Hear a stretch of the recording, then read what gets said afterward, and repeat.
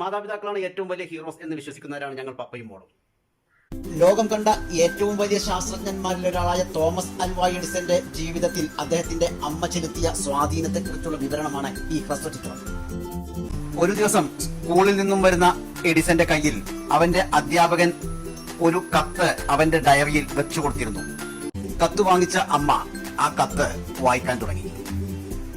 കത്തിലെ വരികളിലൂടെ അമ്മയുടെ കണ്ണുകൾ നീങ്ങിയപ്പോൾ അമ്മയുടെ മുഖം അല്പാൽപമായി വിഷാദപൂർണമാകുന്നത് കൊച്ചു എഡിസൺ ശ്രദ്ധിച്ചു. അവൻ അമ്മയോട് ചോദിച്ചു, എന്താണമ്മേ കത്തിൽ എഴുതിയിരിക്കുന്നത്? അമ്മ ആ കത്ത് എഡിസൺ കേൾക്കെ ഉറക്കെ വായിച്ചു. നിങ്ങളുടെ മകൻ അസാമാന്യ ബുദ്ധിശക്തിയുള്ള കുട്ടിയാണ്. അവനെ പഠിപ്പിക്കാൻ ഉള്ള സൗകര്യങ്ങൾ ഈ സ്കൂളിൽ ഇല്ല. അതുകൊണ്ട് അവന് കൂടുതൽ സൗകര്യമുള്ള ഒരു സ്കൂൾ അന്വേഷിക്കുക. ഇത് കേട്ട കൊച്ചു എഡിസൺ സന്തോഷം കൊണ്ട് തുള്ളിച്ചാടി. പിന്നീട് അമ്മ കൊച്ചു എഡിസനെ നന്നായി പഠിപ്പിക്കാൻ തുടങ്ങി. അമ്മ അവന് നല്ല പഠന മുറി ഒരുക്കി കൊടുത്തു. കൊച്ചു എഡിസൺ നന്നായി പഠിച്ച് വളർന്നുകൊണ്ടേയിരുന്നു. അമ്മ അവന് നല്ല പരീക്ഷണശാല ഒരുക്കി കൊടുത്തു.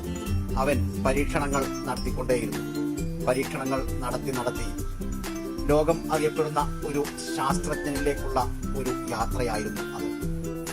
പല പരീക്ഷണങ്ങളും പരാജയപ്പെട്ടപ്പോഴും അവൻ പിന്മാറിയില്ല. അവന്റെ ശ്രമം തുടർന്നുകൊണ്ടേയിരുന്നു. കാലം കടന്നുപോയപ്പോൾ തോമസ് അൽവാ എഡിസൺ ലോകപ്രശസ്തനായ ശാസ്ത്രജ്ഞനായി മാറുകയായിരുന്നു. ലോകത്തിന് ഉപകാരപ്രദമായ ഒരുപാട് കണ്ടുപിടുത്തങ്ങൾ നടത്തി തോമസ് അൽവാ എഡിസൺ ലോകത്തിന് പ്രിയപ്പെട്ടവനായ ശാസ്ത്രജ്ഞനായി മാറി. അമ്മയുടെ മരണത്തോടെ എഡിസൺ ഒറ്റപ്പെട്ടുപോയി. ഒരിക്കൽ അമ്മയുടെ മുറി വൃത്തിയാക്കുന്നതിനിടയിൽ എഡിസൺ തന്റെ സ്കൂളിൽ പണ്ട് താൻ ഉപയോഗിച്ച ഡയറി എഡിസന്റെ ശ്രദ്ധയിൽപ്പെട്ടു. ഒരു കൗതുകത്തിന് ആ ഡയറി എടുത്ത് മറിച്ചു നോക്കിയപ്പോൾ അതിൽ അന്ന് സ്കൂളിൽ നിന്നും കൊടുത്തയച്ച കത്ത് എഡിസന്റെ ശ്രദ്ധയിൽപ്പെട്ടു. ഒരു കൗതുകത്തിന് ആ കത്ത് എടുത്ത് എഡിസൺ വായിച്ചു. പ്രിയപ്പെട്ട മാഡം, നിങ്ങളുടെ മകൻ മന്ദബുദ്ധിയായ ഒരു കുട്ടിയാണ്. അവനെ പഠിപ്പിച്ച് സമയം കളയാൻ ഞങ്ങൾ സ്കൂളുകാർക്ക് നേരമില്ല. അതുകൊണ്ട് എത്രയും പെട്ടെന്ന് നിങ്ങളുടെ കുട്ടിക്ക് മറ്റൊരു സ്കൂൾ അന്വേഷിച്ചു കൊള്ളുക. ഞങ്ങളോട് ക്ഷമിക്കണം.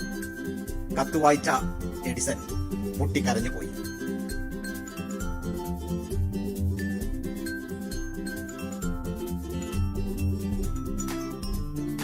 മണിക്കൂറുകൾക്ക് ശേഷം പരിസരബോധം വീണ്ടെടുത്ത എഡിസൺ ഉറക്കെ വിളിച്ചു പറഞ്ഞു, ബുദ്ധിയില്ലാതിരുന്ന എഡിസനെ ലോകം അറിയപ്പെടുന്ന ശാസ്ത്രജ്ഞനാക്കിയ എന്റെ അമ്മയാണ് എന്റെ ഹീറോ. എല്ലാ മാതാപിതാക്കൾക്കും ഡെഡിക്കേറ്റ് ചെയ്തുകൊണ്ട് ഞങ്ങൾ ഇവിടെ പറയുന്നു. ഇഷ്ടപ്പെട്ടിട്ടുണ്ടെങ്കിൽ ലൈക്ക് ചെയ്യുക, ഷെയർ ചെയ്യുക, സബ്സ്ക്രൈബ് ചെയ്യുക, തൊട്ടടുത്ത ബെൽ ഐക്കൺ അടിക്കുക. പപ്പയും